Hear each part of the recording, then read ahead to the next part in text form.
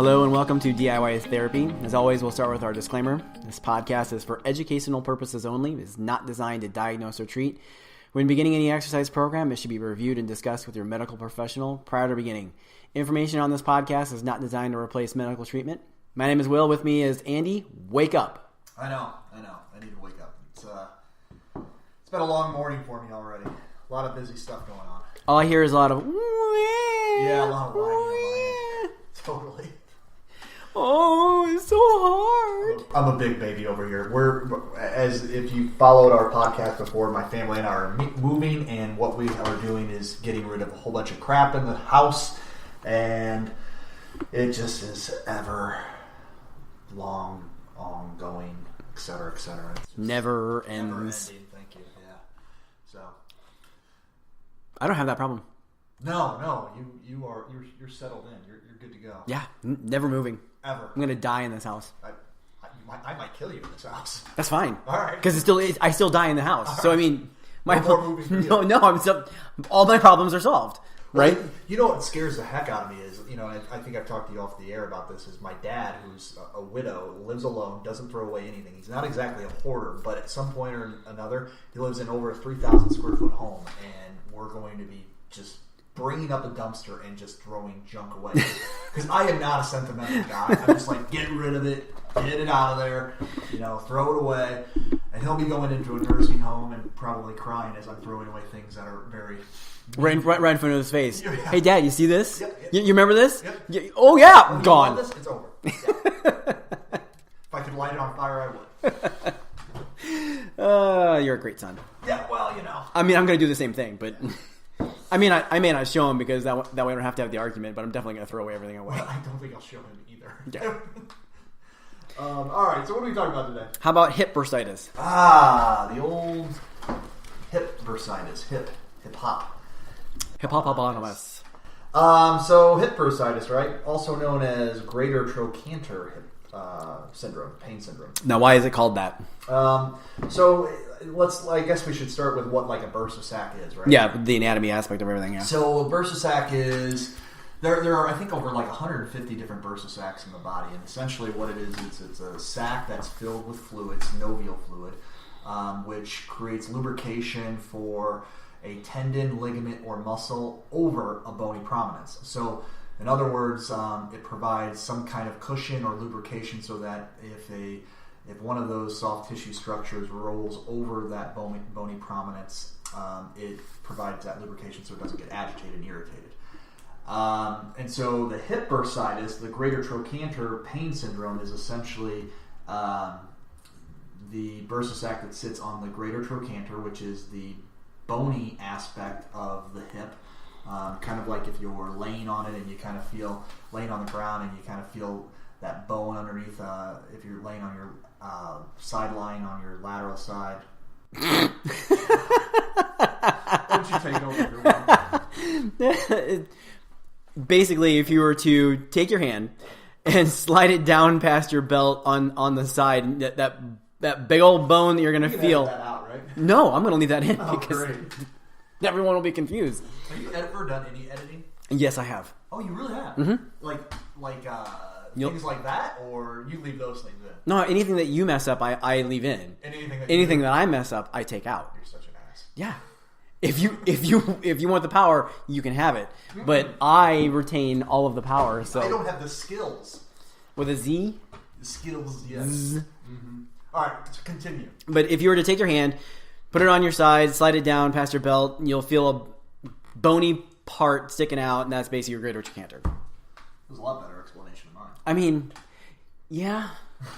Because you said laying on your side, laying laterally on your side, on your lateral side. Do we have to rehash all this? I mean, I'm just confused because that was a lot of laterals. I mean, this is why we need video. This is exactly why we need video.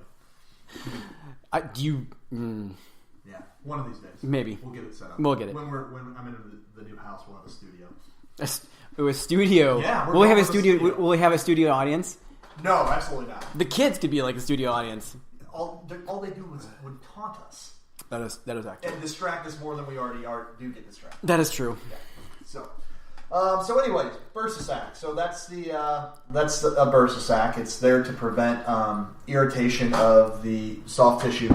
And so basically what ends up happening is that bursa will get agitated prior to any structural damage to the tissue. That's kind of the design of it. So it's kind of like before anything actually gets irritated to where it could structurally become damaged, that bursa sac will become inflamed. So it tells your body or your brain or your activities to kind of stop doing whatever it is that's agitating it. So the bursa gets agitated instead of the soft tissue structures, yes, like tendons and muscles and whatnot. Yeah. So that's obviously going to cause people pain. Primarily, people have pain then when they're in a standing position. Walking typically agitates it. There are a few structures that sometimes can be agitated with it. Specifically the piriformis muscle, which is one of the muscles kind of in the buttocks. Yeah, deep underneath everything. If you were to peel your gluteus maximus off like an onion. Yeah, there would be the piriformis. And then a lot of times some hip bursitis can also be secondary to like a gluteus medius tear or partial tear or tendonitis. So that could be another reason why you could be having some irritation there. But most of the time, the bursitis is going to be because of weakness within the hips. Or core. Yeah, weakness within the hips or the core. The inability a lot of times to stabilize the hip when we're walking or standing. Specifically, when we do walk, there is a moment where we have what is considered a single leg stance time, which is when we are basically balancing on one leg. And so if you don't have the stability to hold yourself up during that gait pattern or during that cycle, then basically the hip will drop and it'll kind of irritate that bursa sac. What if you were like a kangaroo and you just hopped everywhere? That's a pretty realistic scenario, I think. And therefore, because it's bilateral, I think you're okay. Yeah, you should be fine. Yeah, you should be fine. So kangaroos never suffer from hip bursitis. I don't think so, and I've never come across. Never asked for one. Yeah. I did have a professor who, when I was in school, he actually was asked to go to the local zoo up in Chicagoland. Yeah, and help diagnose a monkey. For like a chimpanzee. For what though? I don't know. The monkey had like a shoulder issue, and they brought him in to try to help diagnose his. He told the whole. I mean, this was. Does it hurt when I do this? Yeah, exactly right. But apparently, he was like, "Oh yeah, it's a rotator cuff strain, and if it's this muscle, if it's similar anatomy, then it should be X, Y, and Z." And he told the whole story in class one day. I was kind of impressed by it, but He just made up things though. He went in there and just threw. He just BS the whole thing. Verbally vomited all over them and said a bunch of words that they're like, okay, fine, that sounds right. And then he probably said, "Ice it." Yes. And try to not let the monkey swing as much. Yes. Yeah. So So I think in terms of diagnostics, you can do like ultrasound imaging to diagnose it. Obviously, some MRIs can diagnose this. An X-ray isn't going to do anything for it. Bursa type pain is not usually anterior, which means in the front. To the front of the groin, it's going to be to the outside of the leg. It typically can radiate down maybe to your mid thigh, but it will not go past the knee. So if you're having symptoms that move past the knee, it's probably not purely a bursa problem. So it could be really anywhere from like the top of your hip bone all the way down to like mid knee is typically where people will experience it. Have more pain when they're walking versus sitting. May have some difficulty transitioning from sit to stand just because of tightness. There used to be a lot of theories around being able to stretch the IT band, which is a big, long connective tissue band. You'll hear this a lot with different runners. IT band syndrome. Yeah, IT band syndrome, where that big connective tissue gets so tight that it will actually irritate that bursa sac. What they found is that there isn't really a big correlation there. There was just a research article in the spring, I think, that was published that basically did what was considered like a special test. It's called an Ober's test to see if the length or the amount of range of motion in the hip, the tightness in it, increased or decreased when the IT band was completely cut through in cadavers, or when it was completely intact and there was no change, and therefore it was concluded that the IT band really doesn't have much of a effect on them on the bursa sac. So most, if you talk to most professionals, the real key to this is first, and we talked about this, it's kind of same process, avoidance. So try to avoid the different things that agitate it to begin with. Find what hurts it the most and don't do that. Yeah, avoid, modify. I mean, it's not one of the, a lot of times we can't completely avoid No, it. So yeah. we might have to limit it or modify it. And then, ice is always going to be really good for a bursa sac. Don't heat. No. Yeah. Hot bad. Cold good. Yeah. So from a modality standpoint, ice or heat, definitely do the ice 20 minutes 2 or 3 times a day. That'll help kind of calm down that bursa sac. And then really then it comes down to some strengthening. Yeah. Specifically hip abduction. So, which you can describe better than I can. Oh my God, I have to do this again? Yes. All right. I'm not. All right. You can do it many different ways. It's literally just walking sideways with resistance. So resistance is basically not necessarily weights on your ankles, but tying a rubber band around your ankles, or you could do that. Might fall. You might fall. High likelihood of you falling. You could do that basically the same thing, like a Jane Fonda strengthening on your side, lifting that leg up towards the ceiling. Or if that's quite too difficult, you could still lay on your side, bend your knees together, keep your heels together, and then just lift your knee up towards the ceiling. For our younger audience, can you please describe Jane Fonda, please?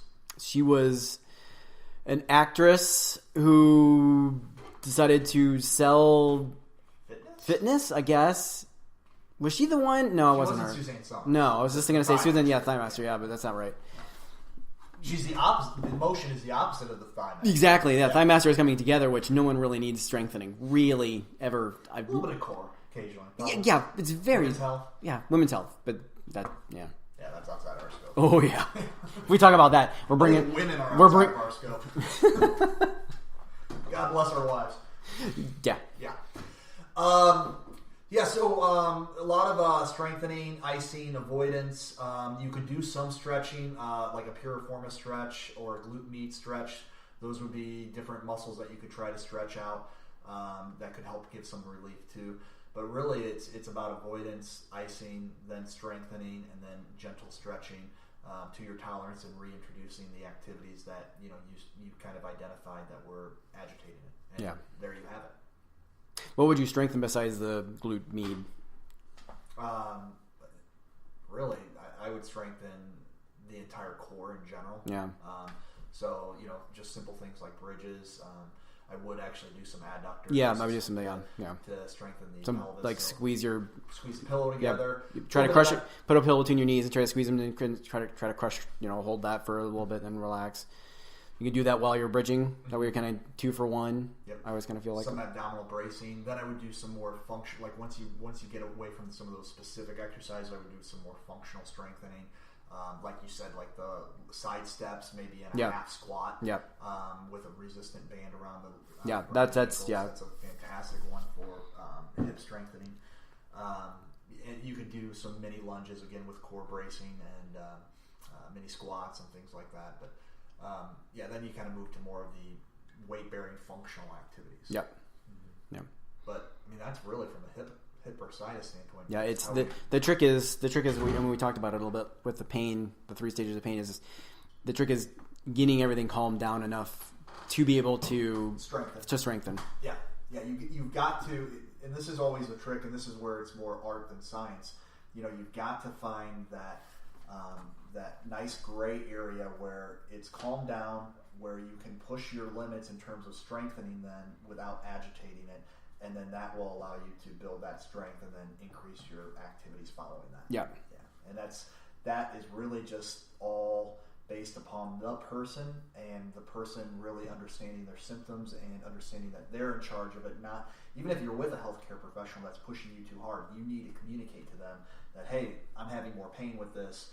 This is agitating. And no more pain. No pain, no gain is not necessarily. No, not in something like a hip bursitis issue. And there's a difference. To clarify, you can have pain 5 minutes 7-10 minutes after doing an exercise. Ice it, and if it goes away, no big deal. But if you're having pain that's lingering 20, 30, 40, 50, 60 minutes later, you've done too much. Yeah. So that's kind of the way to kind of test that for you and to kind of help give you some guidance with that. So. Yeah. Yeah. There it is. All I know is when I had my bursitis, it hurt most when I was laying down. On it. When I was laying on my back. Huh. Yeah. I could lay on my belly all night long, and it was better. Sure was hip bursitis? No.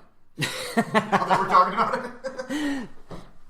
No, because all my other hip issues that are going on right now, I'm pretty sure is more just either a labral thing or a impingement. Yeah, which speaking from what my sister had, I'm assuming it's probably more structural impingement. Yeah. So, anything else? I'd seen or just watched Legend of Tarzan, which it has Alan Skarsgård. It's got I think he's the son of the other Skarsgård. He's been in a bunch of stuff that you would recognize.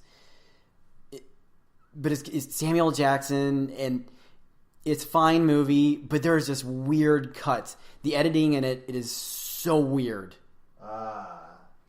Let's see here. 36% Rotten Tomatoes. That seems about right.